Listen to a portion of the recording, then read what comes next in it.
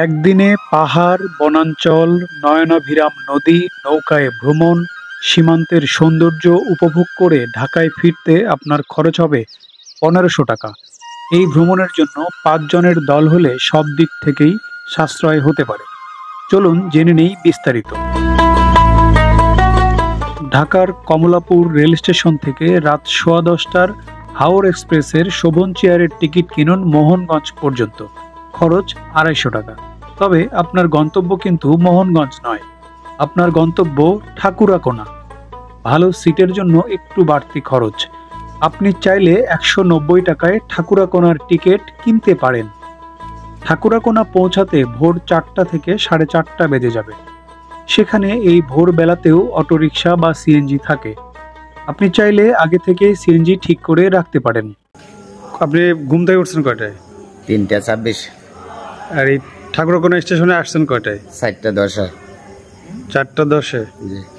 আমরা এখন কোথায় যাব? পাঁচগাঁও উদ্দেশ্যে। পাঁচগাঁও। কতক্ষণ লাগবে? ১ ঘন্টা ১০ মিনিট। সারাদিনের জন্য ভাড়া নেওয়াই ভালো হবে। সেক্ষেত্রে খরচ হবে ২০০০ থেকে ২৫০০ টাকার মতো। একটু দরদাম করে নেবেন। ঠাকুরাকোনা থেকে যাত্রা শুরু করে কলমাকান্দা পৌঁছতেই সকালের হিমেল হাওয়ায় মন সতেজ হয়ে যাবে। কলমাকান্দা পেরিয়ে প্রথম গন্তব্য পাঁচগাঁও, যেখানে হাতছানি দিয়ে ডাকছে পাহাড়। পথে যেতে দুপাশের প্রকৃতি আর সকালের গ্রামীণ জীবনধারা দেখতে দেখতে মনে হবে কতদিন এমন সকাল দেখি না। এদিকে লাল শাপলা চোখে পড়ে অনেক। আমরা লোভ সামলাতে না পেরে অনেক ছবি তুলেছি।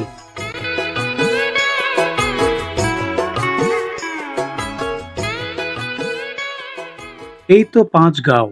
এত সকালেও কত লোকজন চলে এসেছে। ভারতের মেঘালয়ের কোল ঘেঁষে দাঁড়িয়ে থাকা গ্রামের মায়াময় সৌন্দর্য আপনার রাতের ভ্রমণের ক্লান্তি দূর করে দেবে। সামনেই গারোদের বসতি, তবে এখন বিজিবির আপত্তি থাকায় সেখানে যাওয়া যায় না। সামান্য দূর থেকে হলেও সবুজ পাহাড়ের বিশালতা আপনাকে মুগ্ধ করবে। এই পাহাড়ের নাম চন্দ্রডিঙা। এখানে ১ ঘন্টার মতো সময় কাটাতে পারেন।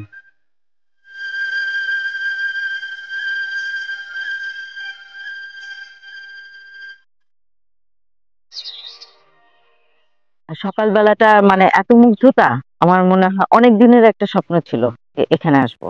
মানে ঘুম ভেঙে এত মুগ্ধতা জীবনে খুব কমই পেয়েছি। ততক্ষণে ৮টা বেজে গেছে। এবার গন্তব্য কলমাকান্দা। তবে তার আগে পাশেই বড়ুয়াকোনা বাজারে যেতে পারেন। সেখানে অপেক্ষা করছে নয়নাভিরাম এক নদী, যার নাম মহাদেও। এই নদী গড়িয়ে আসছে মেঘালয়ের পাহাড় থেকে। দুচোখ ভরে উপভোগ করুন।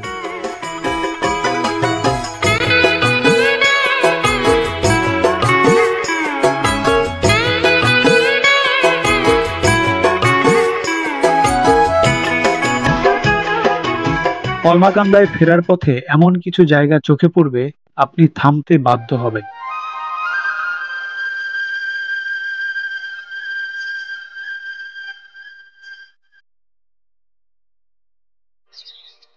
সকালের নাস্তা করে নিন কলমাকান্দায়। এরপর যাত্রা শুরু জঙ্গলে ঘেরা এক পাহাড়ের উদ্দেশ্যে, যার নাম মমিনের টিলা। আগেও বলেছি, এই অঞ্চলে মুগ্ধতার শেষ নেই। শুধু প্রয়োজন আপনার হৃদয়কে একটু নমনীয় রাখা। তাহলেই এই ভ্রমণ আপনার কাছে সেরা ভ্রমণ হয়ে উঠতে পারে। পথে লেঙ্গুড়া বাজারে গণেশ্বরী নদী আপনার ভ্রমণ পিপাসা আরও বাড়িয়ে দিতে পারে। এখানে একটি রাবার ড্যাম রয়েছে। নদীতে জেলেদের মাছ ধরার দৃশ্য খুব ভালো লাগবে। মমিনের টিলাতে উঠে ক্লান্ত হওয়ার আগে একটু সামনে এগিয়ে যান। জায়গাটির নাম ফুলবাড়ি, বাংলাদেশের একেবারে শেষে। ডানে আপনার সাথেই থাকবে গণেশ্বরী নদী। এই নদীর পাড়ে বনের মাঝে ৭ শহীদের মাজার।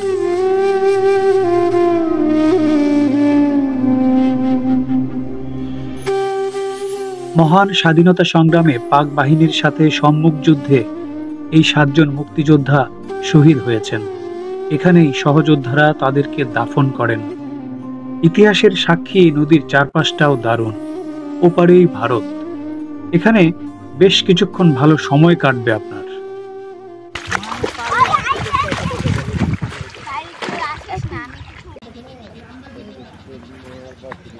হ্যাঁ, বিশেষ করে আমার ছেলের কথা বলতে হয়। ও হচ্ছে সর্বোচ্চ মজা করতেছে, মানে এটা ভালো লাগছে যে সার্থক যে আমরা আসছি। এবার ফেরার পালা। ফেরার পথে মমিনের টিলার চূড়ায় উঠতে পারেন। টিলার গোড়ায় সেই 7 জন শহীদের স্মরণে নির্মাণ করা হয়েছে স্মৃতিসৌধ।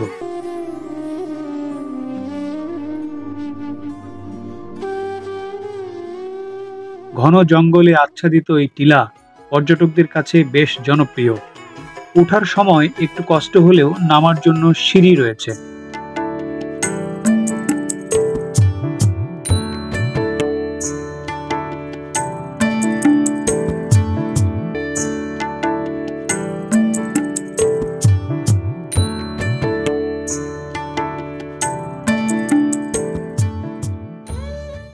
বেলা পড়ে গেছে, দুপুরের খাবার খাওয়া জরুরি। লেঙ্গুরা বাজারে দুপুরের খাবারের জন্য অনেক রেস্টুরেন্ট রয়েছে। স্থানীয় নদীর মাছের স্বাদ নিতে পারেন। লেঙ্গুরা বাজার বাস স্ট্যান্ড। আমার হোটেলের অভিজ্ঞতা 13 বছর ধরে আমি হোটেল করি।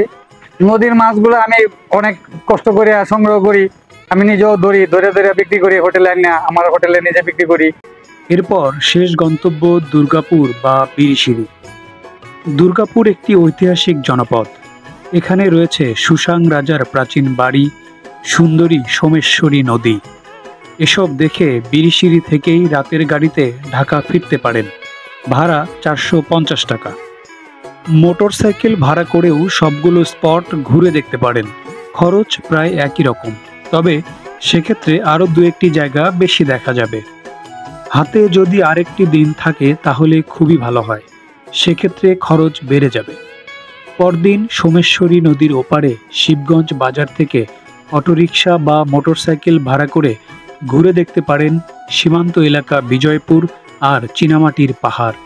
এছাড়া পুটিমারিতে সবুজ পানির লেক, রাশিমণি বাজারে টঙ্ক আন্দোলনের নেতা রাশিমণি হাজংয়ের স্মৃতিসৌধ দেখে নিতে পারেন। বিরিশিরিতে কিছু রেস্ট হাউস রয়েছে, অল্প খরচে এগুলোতে রাত কাটানো যায়। আরও কোনো তথ্য পেতে চাইলে কমেন্টে জানাতে পারেন। যেখানেই যান স্থানীয়দের সাথে ভালো আচরণ করুন, স্থানীয় সংস্কৃতিকে শ্রদ্ধা করুন আর চারপাশটা পরিষ্কার রাখতে সচেতন থাকুন। ভিডিওটি ভালো লাগলে শেয়ার করুন। ধন্যবাদ।